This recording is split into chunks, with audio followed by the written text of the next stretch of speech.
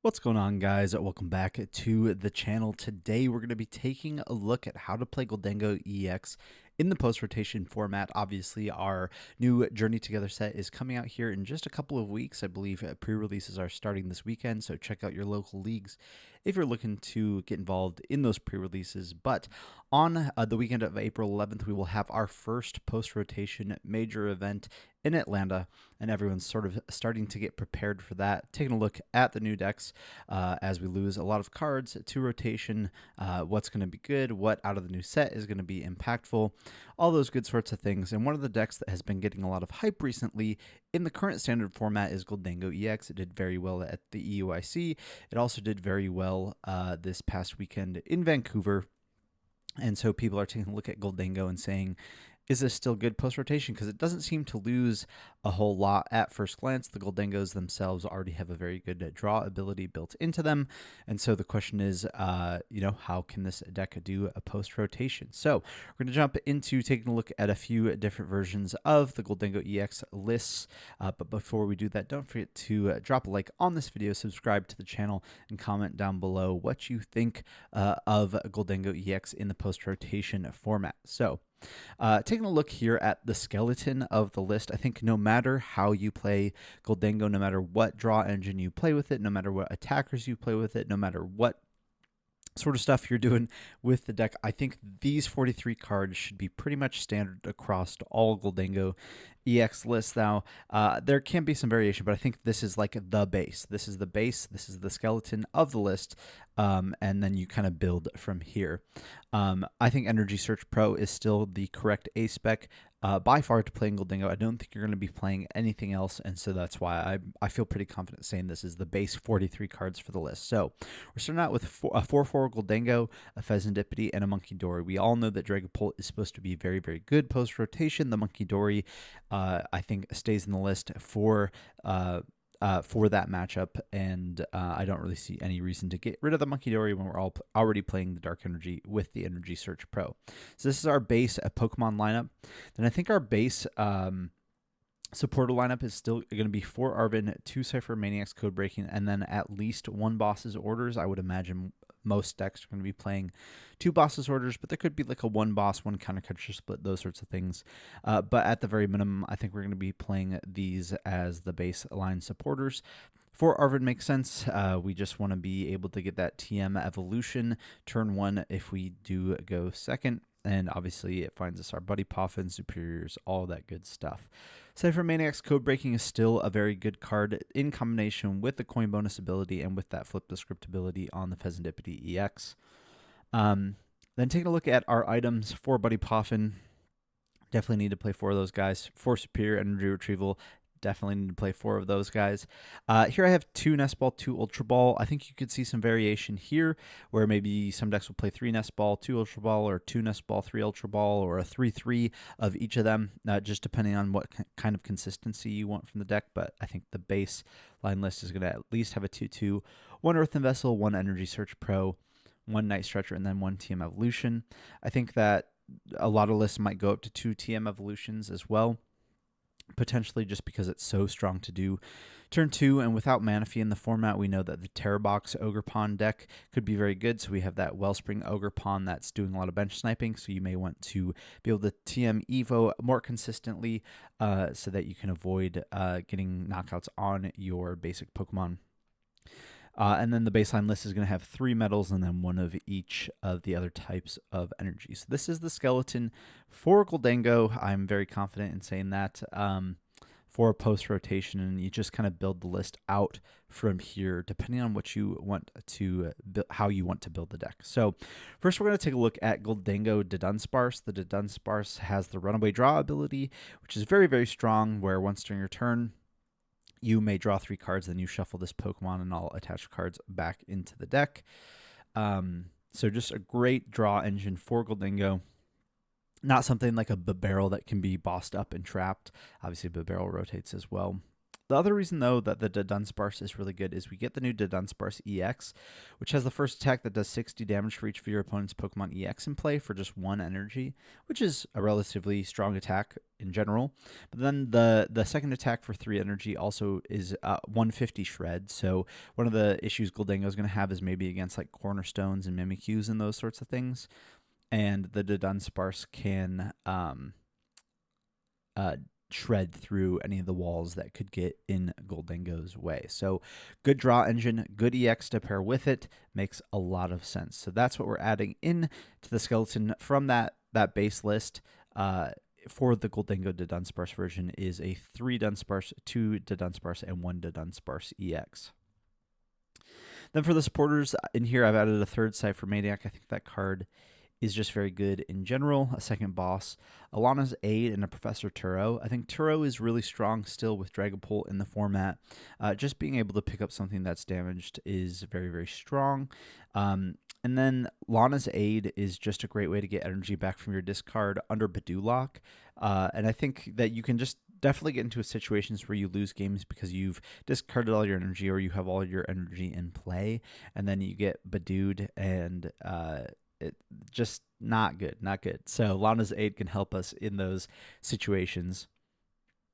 I've kept the ball counts the same, so 4 Buddy Poffin, 2 Nest Ball, 2 Ultra Ball from the base list.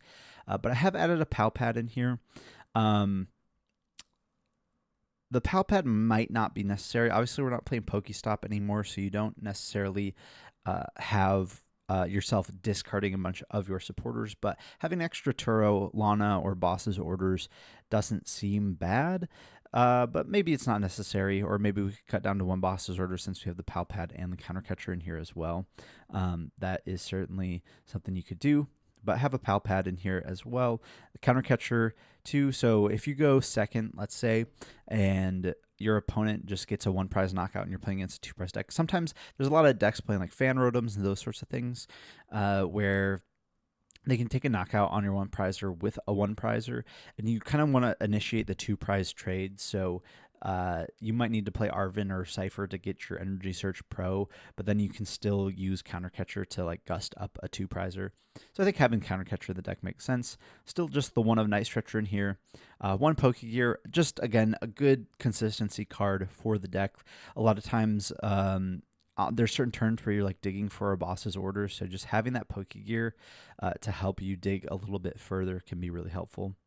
I do have 2 TM Evolution in here. I just think it's too important for the games where you go second that I didn't want to prize 1, but you could certainly get away with 1. The current standard decks have been getting away with 1, but I think that having 2 is very nice because you have a little bit less draw in the deck now that Radiant Greninja is gone and Pokestop is gone. And so let's say it's just nice to have a higher count of it. If you don't open Arven, you still have a chance of opening, I guess, the TM Evolution in hand. That's some of the theory around that, and obviously helps if you prize 1, you still have the second one. And then for the stadium, I have the Levincia. Levincia just seems so good with Gholdengo. Levincia Stadium says once during your turn, you may put 2 lightning energy from your discard pile back into your hand. Not only does that really help against Badulok, let's say you've been Badulok, so you can't use Superior. We have the Lana's Aid to help that, but the Levincia helps even more there.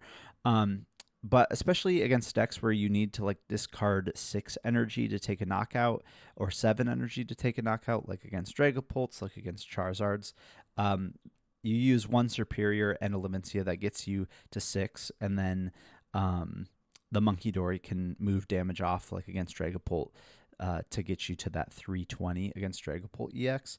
So I think the Levincia is just a great way to get more energy to hand without having to use all of your superior energy retrievals.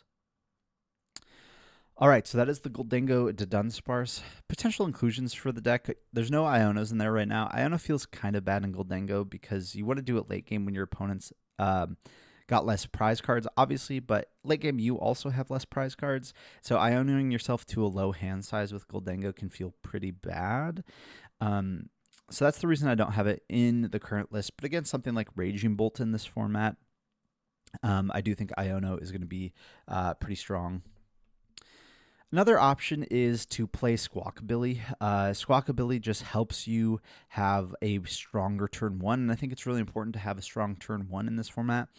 And if you just have like not the best hand in the world with Gholdengo, you don't have any way to improve the hand turn one going first before you could maybe like Radiant Greninja to help you just draw a couple extra cards. Turn one, now we've lost Radiant Greninja, so it feels like Squawkabilly is really the only way to draw more cards turn one. However, if you play the Squawkabilly, I think you need to play a Super Rod probably in case you squawk away too many resources like Gholdengos themselves. You only play one Night Stretcher right now, so instead of that Night Stretcher, you'd probably have to play Super Rod or play Super Rod in addition to that Night Stretcher if you did add a Squawkabilly EX into the deck.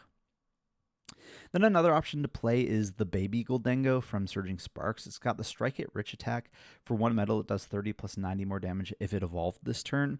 Obviously, that's very good against things like Mimikyu. It just goes right through the Mimikyu, and Mimikyu is weak to metal, so even if they have some cape on it or something, you're going to knock out that Mimikyu. That's great. It's also very good for the mirror or for like opposing two prize decks that haven't evolved yet. Essentially, Gholdengo doesn't have a ton of comeback potential, so it needs to initiate the two prize trade.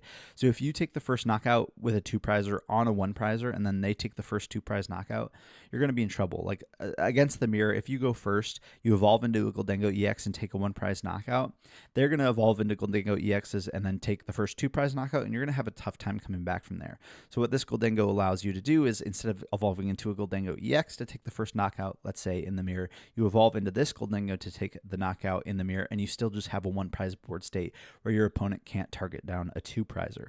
And then you assume on their following turn, they're either going to have to put a two prizer in play, or you're just going to take another one prize knockout, and you're going to go back to even prizes that way, and you're going to still be ahead of your opponents. So I think the Baby Gholdengo is pretty interesting for those sorts of situations. Now, another version of the deck that a lot of people have been playing is the Gholdengo Dragapult. The Dragapult helps you with a lot of the walls that you need to get through, Mimikyus, Cornerstones, those sorts of things. And the Dracloak just has a great draw engine in and of itself. The other Gholdengo deck is playing to Dunsparce to have some supplemental draw as well, but the Recon Directive on the Dracloaks is also very good.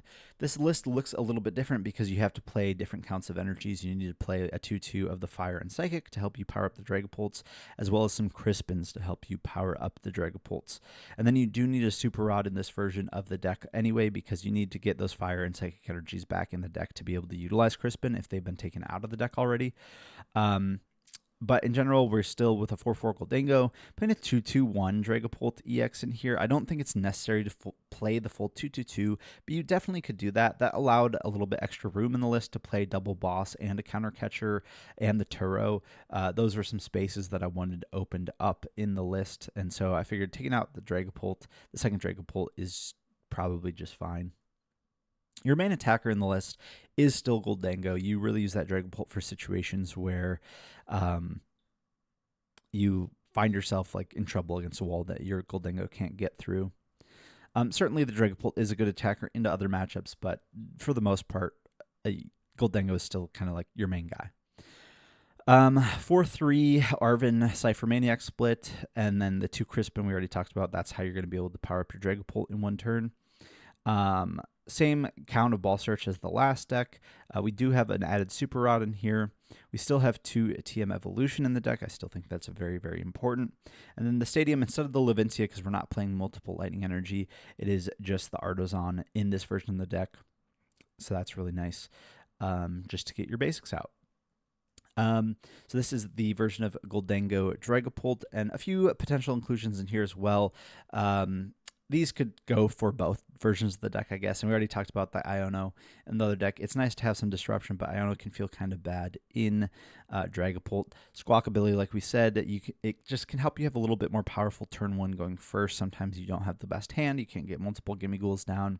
Squawkabilly can help you just have a little bit better hand at the expense of you have a lot of cards in your deck like Superior Energy Retrievals that you don't necessarily want to discard. So sometimes Squawk and Seize can put you in a really bad spot.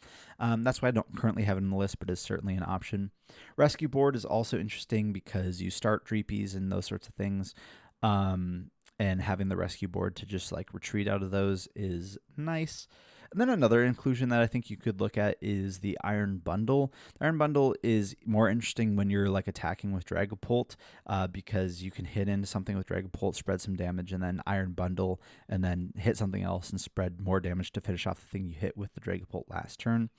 I think that is so. I would say Iron Bundle makes a little bit more sense in the Dragapult version than the other version, but it certainly could go in both versions of the deck. So that is how to play Gholdengo EX post rotation. Two different versions, two very different decks, I would say, but still a very high potential for Gholdengo EX in the post rotation format. You do have to worry about a little bit of walls, Mimikyu, Cornerstone specifically, so I think you just want to make sure you have an out to those in the deck.